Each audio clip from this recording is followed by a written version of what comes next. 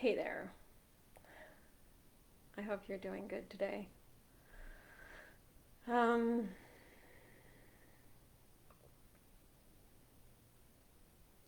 I am making this video today because I wanted to share a little bit about the dreams that I had roughly 6 months prior to March 2020. Now, um, I know this video is not going to be for everybody, and it's okay.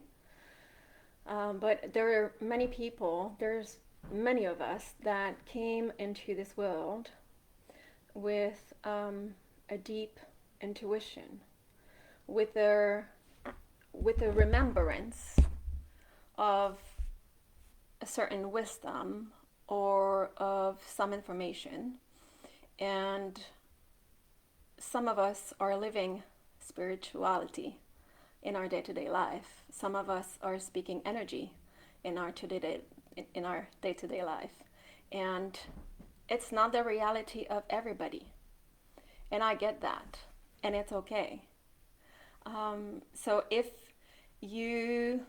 in your reality you believe that you came into this world and you're born and you die and that's all that there is to life, then this video might not be for you. But if you are listening and you know that there is much more to life than just a physical body, that we are made of energy, that we have an emotional field, an energy field, and our physical body, and that there are multi dimensions to this world, then welcome. If you want to say a little hi in the comment, I cannot see who's there until you put a comment, so I can just say hi to you. I'm new to this world of doing live, so I'm just daring to jump into the unknown, because it is by jumping in the unknown that we grow. So before before March 2020, I was living in the middle of the woods, and I had three major dreams.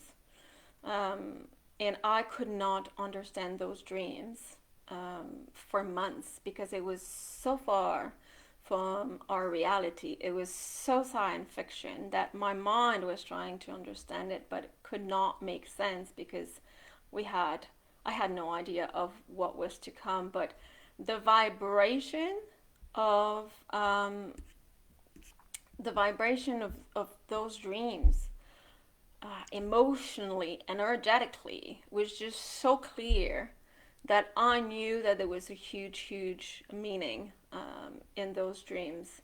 And it took me weeks and months to process all the emotions that I was given of what I went through in those dreams.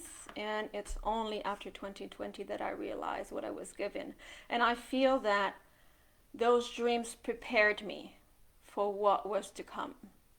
Um, and it was quite a challenge. So today I'm going to share with you one of the dreams.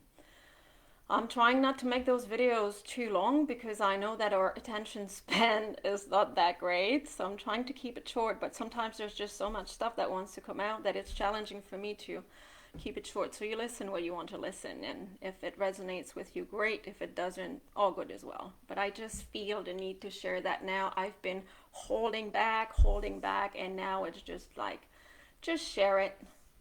Whatever people are gonna think about those dreams and about what I'm saying here, who freaking cares, right? Because you have your reality, I have my reality, and I'm not gonna stop sharing what I carry because you don't believe in it. You know, we don't know until we know. Just bring yourself back in December 26, 2004, when there was this tsunami in Thailand. Have we heard of tsunamis before? No, that was brand new to us. We never heard of the word tsunami. I hadn't anyway. And then, oh, we start to hear about tsunamis and tsunamis. Well, because we never heard of tsunamis before, doesn't mean that tsunamis didn't exist. So this is what's happening right now. We have a reality that we're living in, and we don't know until we know. So for some people, what I'm going to be sharing here is going to be far, far away beyond of your own reality, and it's okay. But it doesn't mean that my reality doesn't exist, because it's not in your reality. Just like the tsunamis didn't exist in our reality until 2004, right? So in October, November 2019, I had those three dreams. I'm going to share one of those dreams. In that dream, I was in Lévis, because this is where I'm from. And it was chaos. It was a huge chaos. They were announcing everywhere on every channel and huge screens and those portable microphones. It was going on in loop on news that it was the end of the world, that the world as we know it was going to end, and that life on Earth would not be possible anymore. So as you can imagine, it brought a lot of fear into people. So a lot of chaos, a lot of people breaking stuff, a lot of violence. But then the government was saying, don't you worry, we've got you. The government is here for you. So now we've arranged for spaceship to go off to take you on another planet. We have everything there for you. You don't need to worry. We've got you. All that you've got to do is you go to the shopping center. Don't bring anything with you. No identification, no luggage, just what you're wearing, and we've got you. And then we could see on huge screens people getting off on buses, waving, and then getting on the buses, and then going off the buses, and then waving, and then entering a spaceship. Spaceship, waving, and then you would see the spaceship, the spacecraft or whatever, take off, and then you'd see that over and over and over. And then I was thinking, watching it, it was like I was living that dream, and I was thinking, how on earth can people believe that we're going to go on a spaceship? We're going to go, not a spaceship, what's the word that I'm looking for here? A navette. There was a shuttle, a space shuttle. I'm like, how on earth can people believe that we're going to go on a space shuttle and go on another planet where nobody have ever lived, on the moon or on Mars? So how is this possible? And I'm like, no, there's something wrong there. But I still went to the shopping center. They had painted everything in white, and there you could see people lining up to take those buses. And I was just like, this is insane. And I could see on the news it was going on and on and on, and the same thing was being shown, with that space shuttle going off, and people waving off the bus. And I was like, no, this is not possible. So then I decided to go back to the hospital that I used to work. I still have my keys, and I used to work there as a nurse assistant for over 10 years. And I went there, and I went on in a section of the hospital that was empty. And I sneaked in, and then I could see that there were some people there. And we were just like, are you okay? Are you okay? And those of us that were there didn't believe in what was happening. We knew that there was something much, much, much bigger at stake there, and that there was something wrong. So we decided to gather with one another and use our strength, and each was taking a task to do to try to help as many people as we could. So I was going on from houses to houses asking people, are you taking the bus? And people would say, yeah. I'm like, okay, well, would you wave something for me that if I need, I can come into your house to grab the food that's left in your freezer and in your fridge, and because I'm going to be staying on Earth, and I'm going to be helping people that cannot go on that shuttle.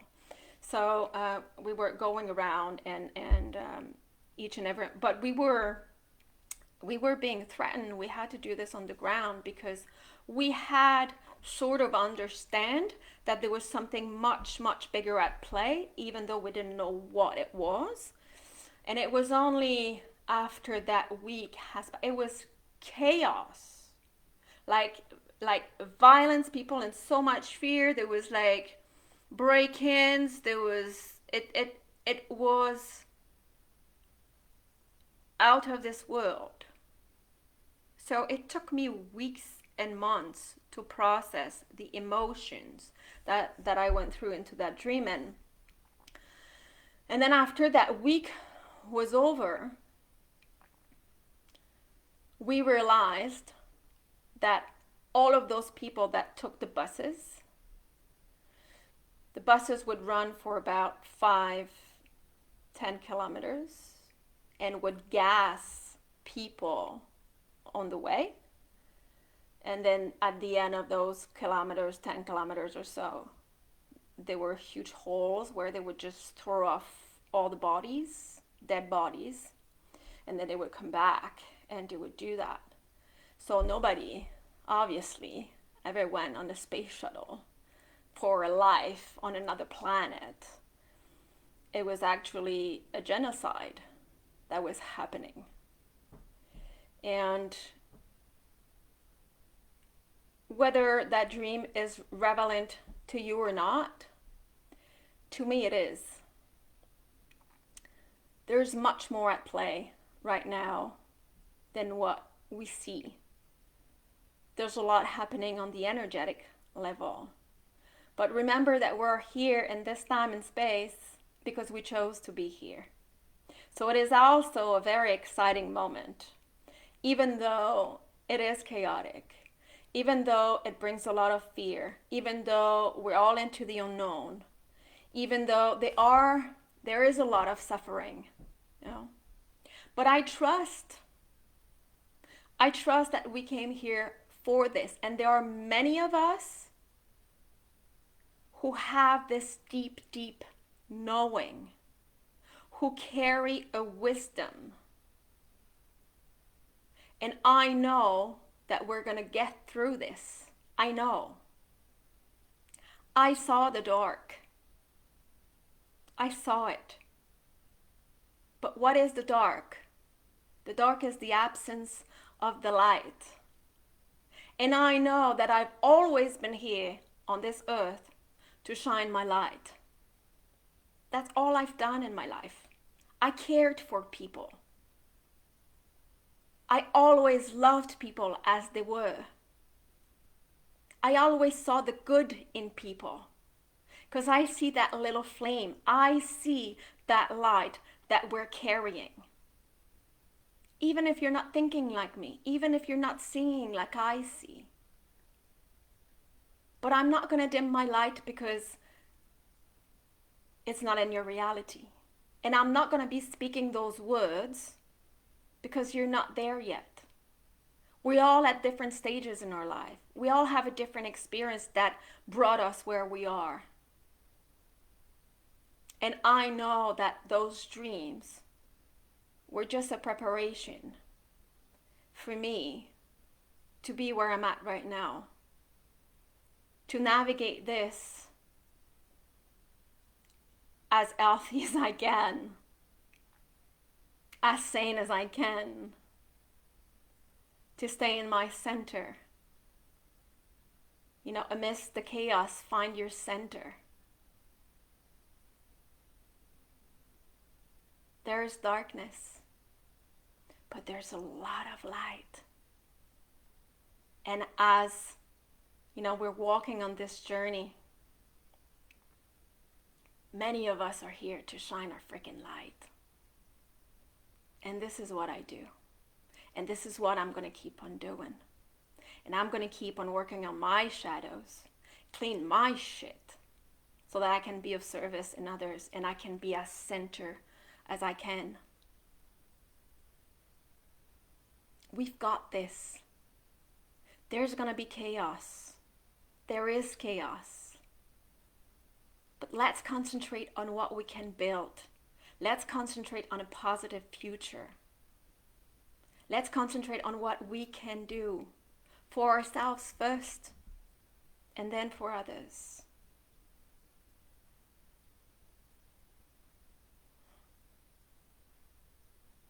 Thanks for listening.